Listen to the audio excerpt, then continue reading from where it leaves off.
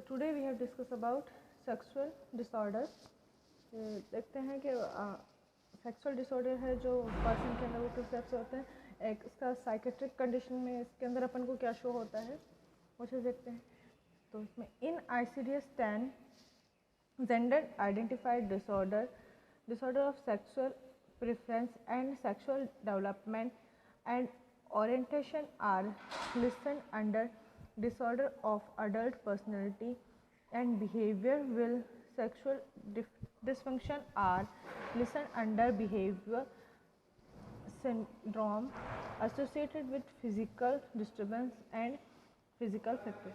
यानी कि जो सेक्सुअल डिसऑर्डर है वो किसको करेंगे कि अगर पर्सन को कोई भी अकॉर्डिंग टू ICD-10 के अकॉर्डिंग अगर पर्सन को कोई भी जेंडर आइडेंटिफाइड डिसऑर्डर है, कोई भी सेक्सुअल प्रेफरेंस डिसऑर्डर हुआ या सेक्सुअल डेवलपमेंट अगर पर्सन के अबनॉर्मल हुए, जो oriental are listen under disorder of adult personality कि अगर अडल्ट के पर्सनैलिटी के अकॉर्डिंग जो है पर्सन की जो ओरिएंटेशन है वो डिस्टर्ब हुई या उसका जो बिहेवियर है सेक्सुअल डिसफंक्शन हुआ है.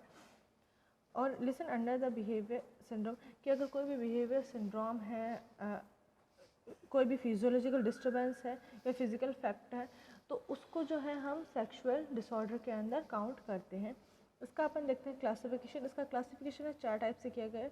तो फर्स्ट है gender identified disorder, second physiological and behaviour disorder associated with sexual development and maturation, third number disorder of sexual preference, fourth number sexual dysfunction. तो फर्स्ट वन अपन देखते हैं gender identified disorder.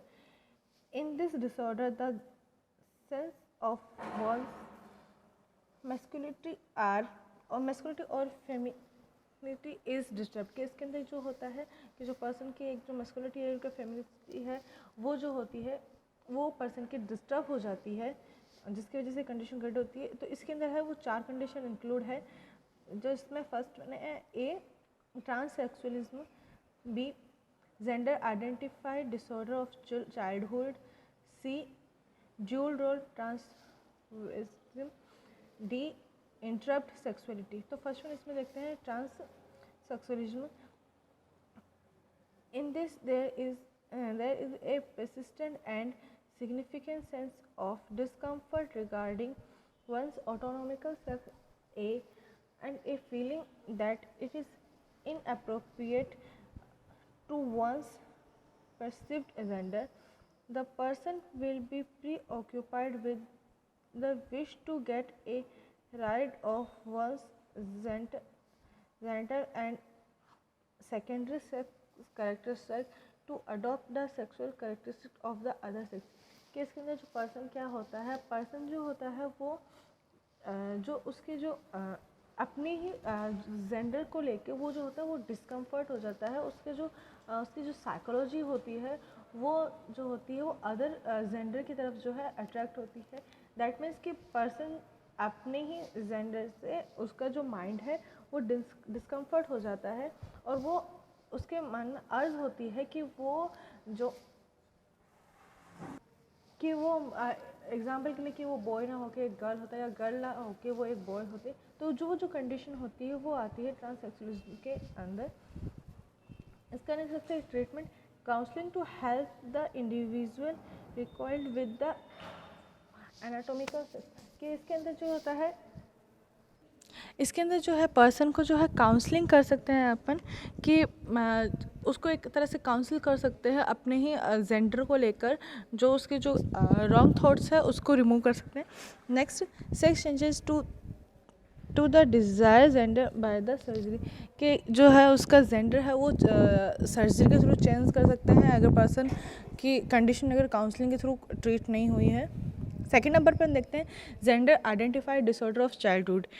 This is a disorder similar to transsexual with a very early age of onset कि ये जो है एक ट्रांससेक्सुअलिज्म के जो है सिमिलर ही है जो कि एक चाइल्डहुड एज के अंदर अर्ली एज के अंदर ऑनसेट में होता है.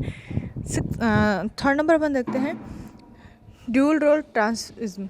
It is characterised by the wearing cloth of the opposite sex in order to enjoy the temporary experience of membership of the opposite sex but without any desire for the permanent sex change। कि इसके अंदर क्या होता है कि person को जो है डिज़ायर होती है या फिर जो पर्सन जो है अपने अपोजिट जेंडर के जो है क्लॉथ्स वगैरह वियर करता है और वो जो क्लॉथ पहन के जो एक्सपीरियंस है वो लेना चाहता है, लेकिन इसके अंदर वो अपना जो जेंडर है वो चेंज नहीं करना चाहता होता है। यानी कि जो एक जो जैसे कि इसमें लिखा है wear cloth of the opposite sex in order to enjoy the temporary experience. यानी कि जो टेम्प्रेरी एक्सपीरियंस जो होता है क्लॉथ वगैरह वियर करके, या एक जैसे एग्जांपल के लिए कि गर्ल जो है वो बॉय की तरह रह के फील करना चाहती है, या जो बॉय जो है वो गर्ल की तरह रह के फील करना चाहता है, तो वो जो डिसऑर्डर होता है वो ड्यूल रोल ट्रांसविजन के अंदर काउंट किया जाता है। डी नंबर पर देखते हैं intersexuality. The patient have a gross anatomical or physiological feature of the other sex, example Turner syndrome, congenital adrenal hypoplasia. कि इसके अंदर क्या होता है, जैसे कि इसमें लिखा है कि पेशेंट जो है जिसकी एनाटोमिकल जो फिजियोलॉजी जो होती है, एनाटोमिकल और फिजियोलॉजी जो होती है वो ही इंटरप्ट होती है इस चीज़ के लिए, जिसकी वजह से ये जो कंडीशन होती है इंटरप्ट सेक्सुअलिटी वो कंडीशन क्रिएट होती है। फिजियोलॉजिकल और बिहेवियर, नेक्स्ट सेकंड नंबर में देखते हैं फिजियोलॉजिकल और behaviour disorder associate with sexual development and maturity. तो इसके अंदर अपन देखते हैं first one homosexuality. It is a sexually relationship are maintain between person of the same sex. Female homosexual are called as lesbian and male homosexualism are called gay। कि इसके अंदर जो क्या होता है कि पर्सन जो होता है एक चाहे एक बॉय हो या गर्ल हो, उसको अपने ही जेंडर की तरफ जो है अट्रैक्शन होता है। इस डिसऑर्डर को जो अपन है वो होमोसेक्सुअलिटी कहते हैं। जो अगर गर्ल के जो फीमेल होमोसेक्सुअलिटी होती है उसको लेस्बियन एंड गर्ल्स बॉय जो सेक्सुअलिटी होती है उसको गे कहते हैं। इसका नेक्स्ट देखते हैं इसका ट्रीटमेंट। इसका ट्रीटमेंट है behaviour therapy, supportive psychotherapy, third है साइको एनालिटिक थेरेपी। नेक्स्ट अपन थर्ड नंबर पर देखते हैं डिसऑर्डर ऑफ सेक्सुअल प्रेफरेंस। तो इसके अंदर देखते हैं it is also called paraphilias. It is sexual arousal occurring persistent and significant in response to objects which are not a part of normal sexual arousal. These disorders include a fetishism. Sexual arousal occurs with a non-living object which is a usually intimately associated with the human body. The fetish objective may include bra, under panty, shoes, panty, other undergarments etc. B number पे है transvestism. Sexual arousal occur by the wearing cloth of the opposite sex. C number पे देखते हैं sexual sadism. The person is sexually arousal by physical and psychological humiliation, suffering or injury of the sexual partner। D number देखते हैं exhibition।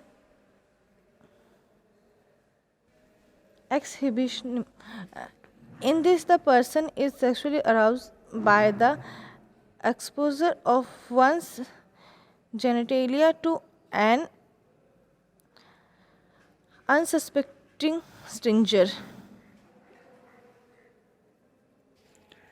Next, voyeurism. This is a persistent or recurrent tendency to observe unsuspecting person make a engage in sexual activity। F number देखते हैं frotism। This is a persistent and recurrent involvement in the act of touching, rubbing agent and suspecting non-consenting person. Next, pedophilia. It is characterized by persistent or recurrent involvement of an adult in sexual activity with childhood. Next, zoophilia involve is sexual activity with animal and others में देखते हैं sexual arousal occur with urine, fish and anima etc. Fourth number अपन इसमें देखते हैं sexual dysfunction. It is significant disturbance in the sexual response cycle which is not due to an underlying organic cause.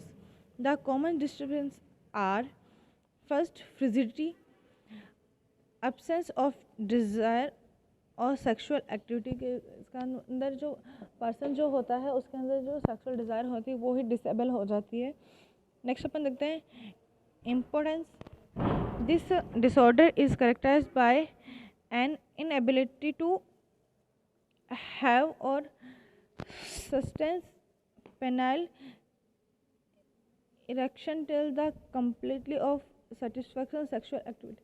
कि इसके अंदर जो होता है कि पर्सन जो होता है वो सेटिस्फाइड नहीं हो पाता है एक्टिविटी से. सी में अपन देखते हैं pre mature ejaculation. Ejaculation before the complete satisfaction sexual activity for both partner. Next, non-organic vaginous and involuntary spasm of lower one-third of vagina interfering with coitus. Next अपन देखते हैं non-organic pain in the genital area of either female and male during coitus. Next अपन देखते हैं इसका management के जो disorders हैं इनका मैनेजमेंट कर सकते हैं कि साइको एनालिटिक थेरेपी है वो पर्सन को देखता है. हाइपोथेसिस की जो कंडीशन है वो हो सकती है. ग्रुप साइकोथेरेपी जो है अपन को प्रोवाइड कर सकते हैं. बिहेवियर थेरेपी अपन पर्सन को दे सकते हैं.